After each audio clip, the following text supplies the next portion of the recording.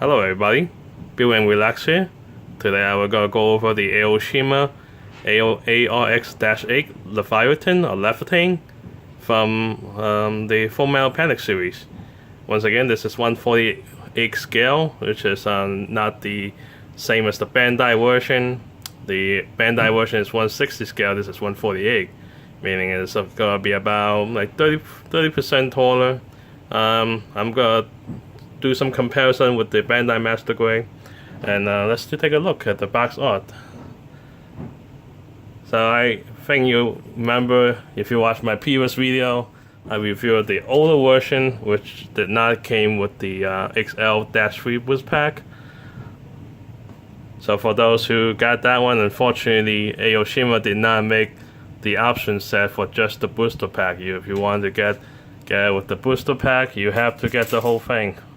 Bummer, right? So without further ado, it's already been built. So this is the one built in its full glory. Comes with this action stand, and since I have already reviewed the figure itself, I'm just gonna go straight into the extra accessories. As you can see, it comes up with 2 machine guns, 1 shotgun, and 2 miniguns, and of course the XL-3 booster pack. Looks very nice. Comes with all the bomber accessory, the drop bomb, and the missiles. The stand itself isn't very good in my opinion. It's something you have to build as expected. They give you those mini screws, which I try to, it's nuts and bolts actually, which I try to tighten as well as I can, but this figure with the accessory add-on is very heavy. So trying to have it set up in mid-air, he's really tilting on one side because of the weight of the demolition gun on his right side.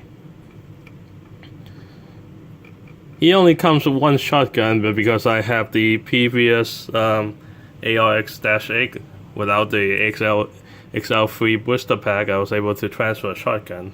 Don't know what to do with the rest of the figure though.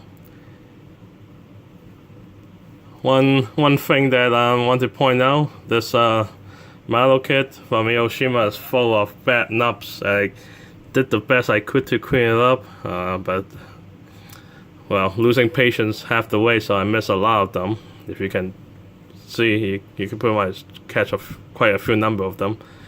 Nothing that you cannot fix with just sanding, but pretty much every single piece that you cut has at least a few nut marks that you have to clean. There's no undergating at all with this kit. Plastic quality, if I haven't mentioned last time, it does feel like a third-party kit. It doesn't feel as solid as Bandai kit. I have built many high grades and master grade SDs from Bandai. Plastic on Bandai is second to none. Aoshima, on the other hand, I know it's not a new company. They have been making model cars for many years, but for some reason they have not perfected their plastic quality. And the model cars that Aoshima makes is not snapped together. It's usually something you have to use lots of glue. So they're kind of new to this mobile suit / snap together kit business, and they could also improve on the stands too. So there's no inner frame to this kit. Everything feels like a big high grade, but with more details, and articulation is average. They have not improved over the original release of the ARX-8 without the booster pack. All the orange you see here are still the same. It still comes with a sticker sheet. Actually, I have right here. Does come with water slide decal though, which I have not put on. I think it looks more natural without the water slide markings. So, and the instructions is kind of also a pain, because it does not really does not really give you like a zoom in detail of it. Sometimes you leaving you guessing how you put together some parts of it, but you kind of figure out later on. Another thing that they didn't point out is how to mount the demolition gun to the booster pack. It just gives you a picture of it and leaving you to figure out the rest on how to mount it, but eventually I figured it out myself. The advantage of it, before I was using his hands to hold the demolition gun, which is a kind of pain in the ass because he's losing his balance. The joint on the hand is barely able to hold the big demolition gun, which is really huge. I like it displayed like that. I don't like it to be folded. If you want it to be folded, you won't be able to mount it on the booster pack as well. How they do it is that instead of having the drop bomb, if you remove that, they give you this piece right here. I'm going to show you right now. So you remove this, you add in this extra piece here, and you turn it this place, and have a second demolition gun. It will pick into this pack right here to this hole. So this kind of acts like an adapter. So if I'm trying to be careful not to knock down all the stuff, fortunately they once you do have it packed in there, it's pretty solid. I haven't had anything fall off yet. So if you see here, that's why I put in this little piece adapter. You do have to push it as well in as you can. And now I'm ready to mount this by this pack over here. You do have to maneuver some stuff out of the way because with all these full throttle accessories, things do get in the way. No surprising there.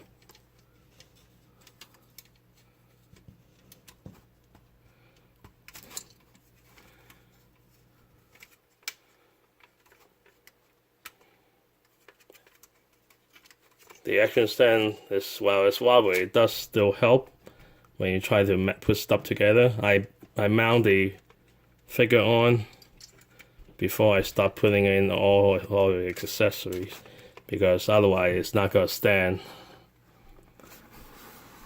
So as you can see, it's possible to mount both demolition gun on this side because I'm a fan of symmetrical and not asymmetrical. So going over how it's holding it, as for fans of the shell foam metal panic, the ARX Laevatein or Laevatein actually has two sub-arms that's controlled by the AI, and over here he's using those two sub-arms to holding the machine guns. The rest of it, these miniguns, are attached to another arm that attached it to behind his crotch. This is where he was able to hold his shotgun, but if you wanted to put in all these attachments this way, you have to give that up, the slot for the shotgun, that is, for this. And then he's holding with his main arms the two shotguns, and once again the demolition guns are attached directly to the XL-3 booster pack on its back. Solid connection, but I have not been trying to detach that at all, because feeling that as soon as you keep detaching on and off, it kind of loosens the peg and you won't be as sturdy anymore ever again.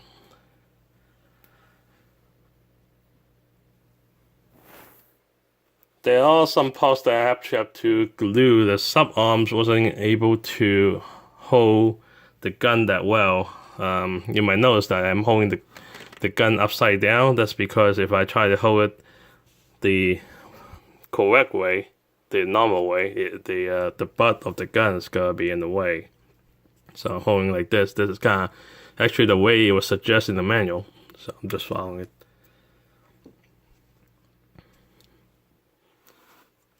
So size comparison, as something that's almost similar.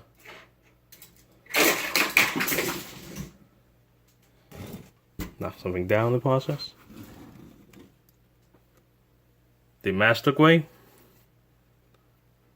Strike Roach was on booster pack here. You can tell that they are about the same height. If I put him on the ground, it would be really the same height. So the reason why I'm getting the Aoshima kit is merely for the size of it, so that it matches with my Master Grade. I really don't care about scaling. If for those who study it, the mobile suit in Formula panel are actually pretty short, so they actually stand only about half the height of a normal Gundam. So if you want to be realistic, actually they won't look that great together. The Bandai 160 scale would be same about a regular high grade. But I have mostly a lot of Master Grades that I like to display them.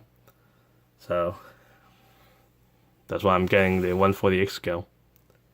I do have the ARX 7 Obelisk, which I'm gonna build eventually. But for now, I have other projects to attend to.